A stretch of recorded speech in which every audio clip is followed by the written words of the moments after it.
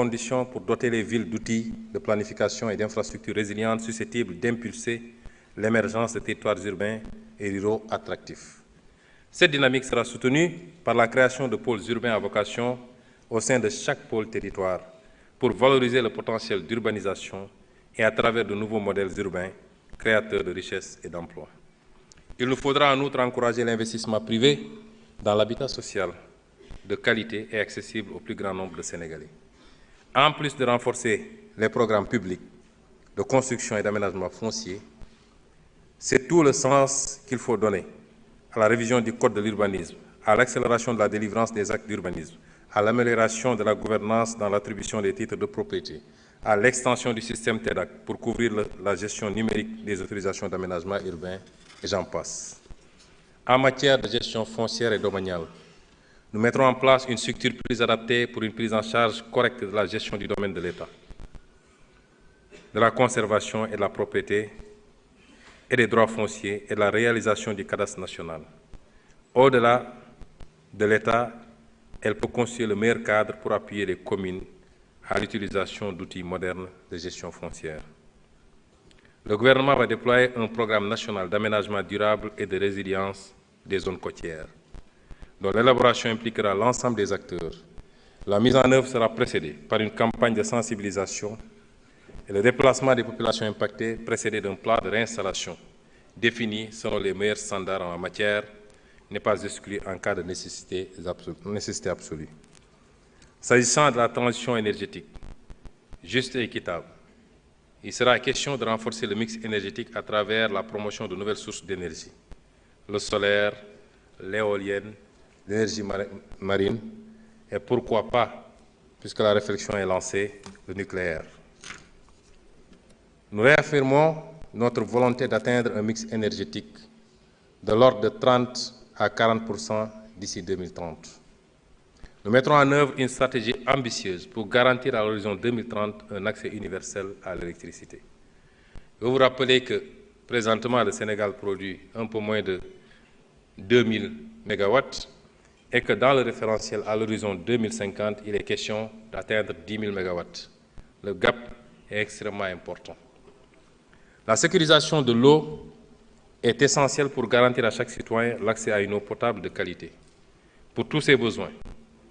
Les études préalables ont démarré pour la mise en œuvre du projet des autoroutes de l'eau, qui constitue un jalon majeur pour amener l'eau de qualité partout au Sénégal. En préservant les eaux souterraines, nous agirons de manière responsable envers les générations futures. Le dessalement de l'eau de mer sera développé en veillant à amoindrir le coût en énergie des projets et leur impact sur l'environnement. Quant à l'assainissement, nous y consentirons davantage de ressources, non seulement pour les infrastructures urbaines, mais aussi en milieu rural. Une réforme en profondeur du secteur de l'assainissement, sans laquelle l'accès universel ne sera jamais une réalité pour nos concitoyens, quels que soient les montants qui seront investis. L'économie sociale et solidaire sera promue au niveau des pôles territoires. Le cadre législatif et réglementaire sera rénové à cet effet. Les acteurs seront mieux organisés de sorte à faciliter la conclusion de contrats de services publics entre les collectivités territoriales et les entreprises de l'économie sociale et solidaire, ou entre ces dernières et les grandes et moyennes entreprises locales. La démarche innovante consistera à promouvoir des pilotes, des solutions réplicables à une grande échelle. Monsieur le Président de l'Assemblée nationale, Mesdames et Messieurs les honorables députés, sans sécurité, pas de paix. Nous œuvrerons à la sécurité et à l'intégrité territoriale pour la prospérité du pays et de ses concitoyens, dans un environnement sous-régional apaisé. L'objectif stratégique est de sanctuariser le territoire national et de renforcer la protection des personnes et des biens dans le respect des valeurs républicaines et des engagements au titre de la préservation de la paix internationale. En mer, la découverte de ressources naturelles commande aux forces de défense et de sécurité d'adopter une posture d'anticipation et de veille. À cet égard, le processus de transformation profonde des forces de défense, de sécurité intérieure et de sécurité civile, le processus de transformation profonde des forces de défense, de sécurité intérieure et de sécurité civile à initier devra permettre de poser les jalons de la marche du pays vers une souveraineté effective et multidimensionnelle. En effet, l'augmentation substantielle des effectifs, la construction d'infrastructures de travail et de logement, l'amélioration de la condition du personnel, la montée en puissance des structures de formation ainsi que la déconcentration des forces vers les zones frontalières rentrent dans le cadre de la mise en œuvre d'une vision holistique de la défense et de la sécurité et la prise en compte des défis sécuritaires auxquels le Sénégal fait face. Un plan d'urgence visant à résorber les gaps capacitaires critiques permettra d'acquérir des équipements majeurs et de renforcer les infrastructures. Par ailleurs, l'analyse du contexte actuel laisse apparaître à l'évidence une nécessité de redimensionner les forces de défense et de sécurité en termes d'organisation, de capacité et de maillage opérationnel des espaces terrestres, maritimes et aériens. C'est dans cet esprit qu'un projet de loi de programmation militaire à l'horizon 2035 sera proposé à votre auguste Assemblée très prochainement. Les actions prioritaires pour les forces de défense et de sécurité porteront aussi sur l'amélioration des relations avec la population par la réalisation de projets à fort impact socio-économique, par le renforcement de la citoyenneté et la promotion de l'esprit de sécurité et de défense. La transformation de la perception et de l'image des forces de défense et de sécurité, la mise en place d'un cadre d'interaction efficace pour l'amélioration, l'accueil et réduire les délais de traitement des dossiers, la création d'une plateforme de traitement des dossiers, la création d'une plateforme digitale d'information et la réduction des accidents de la circulation sont autant d'actions qui polarisent les efforts. Cela commande de finaliser le processus de départementalisation de la sécurité dans toutes ses dimensions, gendarmerie, police et sécurité civile. De prendre les dispositions idoines pour assurer une présence permettant de réduire les délais d'intervention, de décentraliser l'intervention spécialisée, de renforcer les capacités techniques des unités d'investigation en police judiciaire et d'activer des unités spécialisées en milieu maritime, aérien et ferroviaire. Monsieur le Président de l'Assemblée nationale, Mesdames et Messieurs les honorables députés, notre engagement panafricain sera renforcé. Le Sénégal est déterminé à jouer un rôle accru en Afrique et sur la scène internationale. Fidèle à notre tradition de havre de paix, nous œuvrerons à renforcer notre intégration régionale au sein de l'Afrique de l'Ouest et à promouvoir une coopération plus étroite avec nos partenaires africains. Conformément aux instructions du chef de l'État, le Sénégal ratifiera le protocole de Malabo de 2014 qui vise à ériger le Parlement panafricain en une institution législative et à part entière. Dans la même foulée, nous passerons en revue tous les traités et protocoles régionaux afin de nous mettre à jour pour ce qui concerne la ratification, leur incorporation dans notre droit interne et leur mise en œuvre. Nous nous évertuerons à être un pays modèle dans le domaine de l'intégration régionale en Afrique et soutiendrons activement les chantiers de la CEDEAO. Le Sénégal renforcera, comme jamais auparavant, ses relations avec les pays africains frères.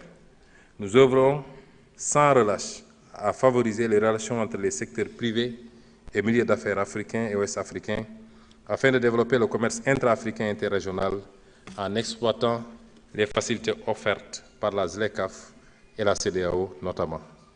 Nous ne ménagerons aucun effort pour une meilleure interconnectivité des infrastructures routières, ferroviaires, maritimes et aériennes, notamment dans le cadre des programmes communautaires de développement et du plan de développement des infrastructures en Afrique. Parallèlement, notre pays apportera toute sa contribution à la réussite du grand projet de gazoduc africain atlantique qui impacte la quasi-totalité des pays africains de l'Ouest. Une attention particulière sera portée au partenariat avec les pays voisins pour l'exploitation des ressources et la mutualisation des expériences. À cet effet, nous mettrons sur pied, dès 2025, une agence en charge de la mobilisation des experts et des volontaires sénégalais au service du développement en Afrique, tout en facilitant l'accueil d'étudiants et de stagiaires africains et internationaux au Sénégal, et le placement en position de stage des cadres sénégalais dans les pays amis et frères. Il en sera de même sur le plan monétaire, où nous poursuivrons les discussions pour que la monnaie soit plus en adéquation avec les besoins de l'économie régionale. Quant à nos compatriotes de la diaspora, je salue une fois de plus leur apport inestimable à l'œuvre de construction nationale.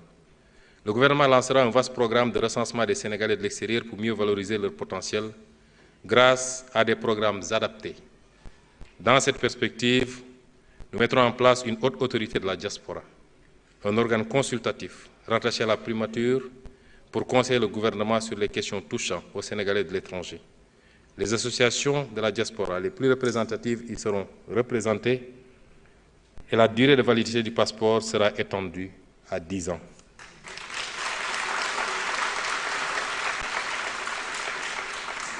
Le gouvernement nommera des magistrats de liaison dans certains postes au-delà de l'entrée judiciaire.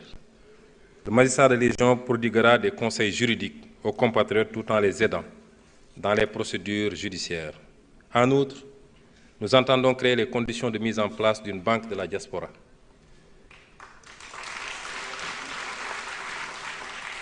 Nous appliquerons le principe de réciprocité pour la délivrance de visas aux ressortissants de certains pays.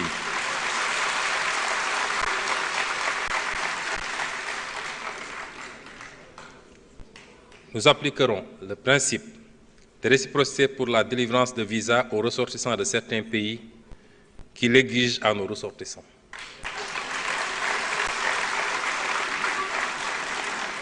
Je rappelle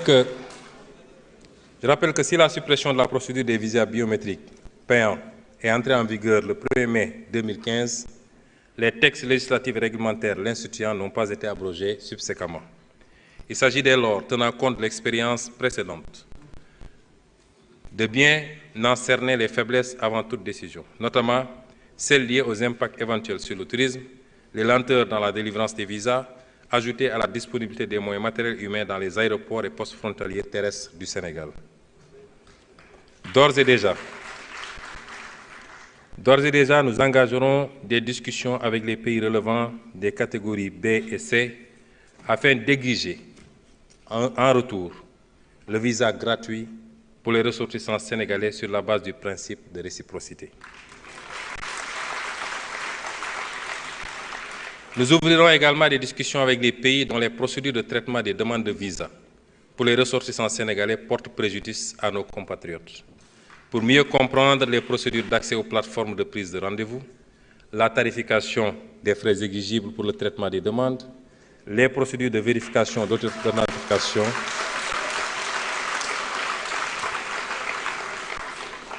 la tarification des frais exigibles pour le traitement des demandes, les procédures de vérification d'authenticité et de transmission des documents d'état civil. Enfin, le gouvernement apportera une solution idoine à l'immigration clandestine. D'abord par la mise en œuvre d'une politique de développement et de lutte contre la pauvreté portée par la Vision 2050, ensuite par le renforcement des dispositifs de lutte contre la migration irrégulière, en multipliant les contrôles et en renforçant les sanctions, mais également par la promotion d'une migration régulière en partenariat avec les pays d'accueil et de transit des migrants, ainsi que le soutien aux initiatives de retour volontaire et à la réintégration. Il s'agira de lutter avec la même détermination aussi contre la migration irrégulière de nos ressources naturelles et financières du fait de contrats léonins dans les secteurs miniers, pétrogaziers et halieutiques, dans l'attribution de marchés publics et de biens, services et infrastructures à des intérêts étrangers. Monsieur le Président de l'Assemblée nationale, Mesdames et Messieurs les honorables députés, chers invités, nous allons accompagner tous ces programmes de quelques réformes clés dont certains ont déjà été cités